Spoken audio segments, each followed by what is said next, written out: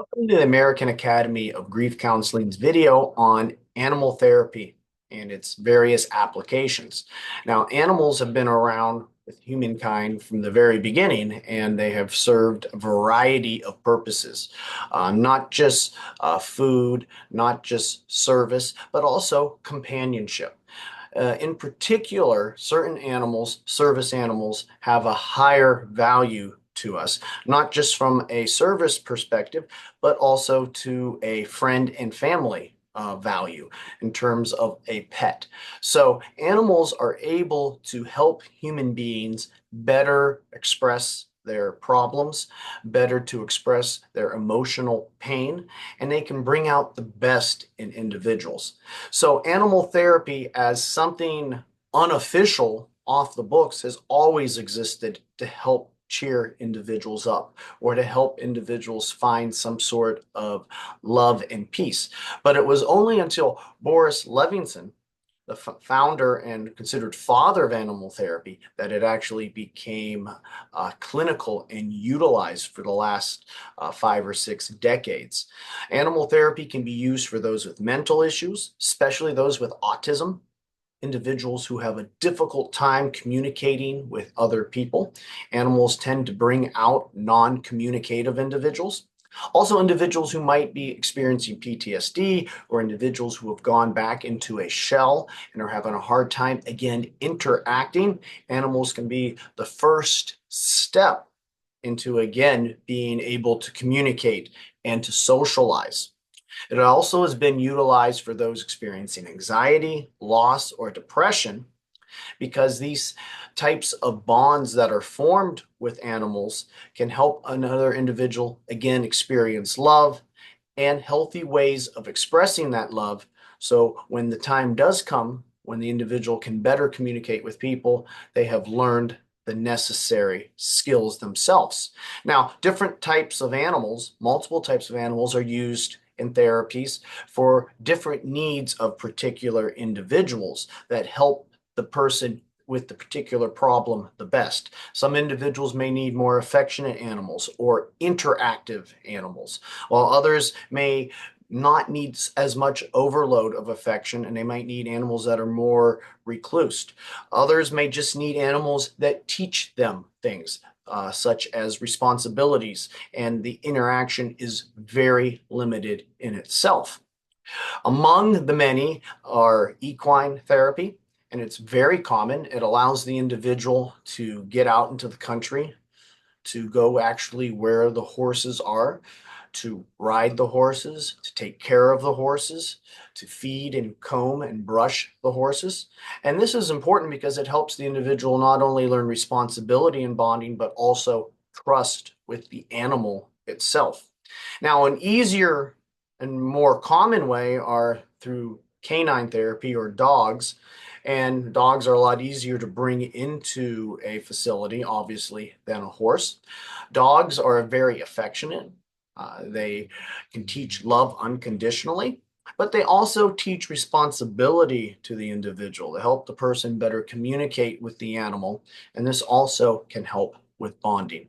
Now, cats or feline therapy are unique in that they do not always invade personal space. Now, there are some cats that can be a little bit more than that, but for the most part, when someone is first introduced to a cat is usually much more shy and reclusive in terms of how they approach an individual. And that can be really good for certain individuals who don't want to have an overload of a dog just immediately jumping on them. So individuals that are more hypersensitive, this might be a better match for them to eventually be able to gradually hold the animal and pet. Now, smaller animals are not excluded. Birds, parrots, fish, and even reptiles can teach bonding and trust and communication. Of course, these animals are not as affectionate. They require more responsibility. So for individuals that need less interaction emotionally at first, but just something to keep them focused to work on, this can be something that is very good for their particular need. Now, there are numerous benefits of animal therapy from a physical, mental, emotional, and also social sphere. Animals help the parasympathetic system activate, and that's the system that goes against the sympathetic. So the sympathetic is activated when stress occurs. But studies have shown when around animals, the parasympathetic system activates. And this presence of an animal and the mere nature of the creature, or even touching the creature and the soft fur of a rabbit or a dog or a horse, these things can help activate that parasympathetic system, which will lower blood pressure and cortisol, and even help elevate serotonin and dopamine so that individuals actually feel better within their presence. And this is why animals are used in a variety of these therapies to help individuals who are experiencing anxiety or individuals who are going through various health issues. Now, animals can also help individuals get out of the house. They can help individuals become more active via walks or with horses, riding. Animals can help individuals who are depressed form new bonds and again feel loved and trust again. Animals can help individuals again find a new meaning and a life and a purpose. And this is true of many animals for the elderly, especially those who no longer have a loved one that might have passed away, and that animal is all they have left, and that is their meaning. So that value of this particular, maybe in their case, a cat, is far more important maybe to them than it would be to someone else who just has a random cat. And so in this way, animals can help individuals who are lonely become less isolated and help them interact. Animals can also help individuals with difficulties interacting, such as with autism, as we brought up earlier, or various other PTSD issues that help them communicate and express what's bothering them.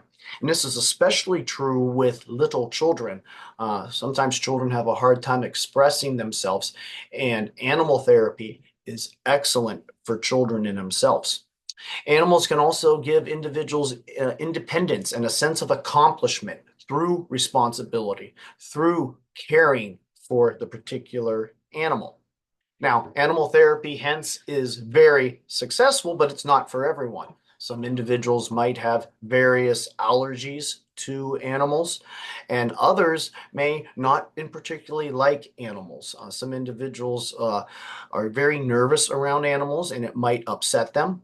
Some animals are hyper, and this might disturb them. So by no means are we saying animal therapy is for everyone, but it does have benefits for those who are able to be around them and to enjoy their presence.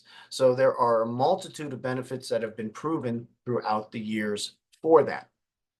We offer here at AIHCP a grief counseling certification in grief counseling and bereavement. We also offer a mental and behavioral health certification list of programs, anything from crisis intervention to stress management to anger management to spiritual counseling to ADHD consulting to substance abuse.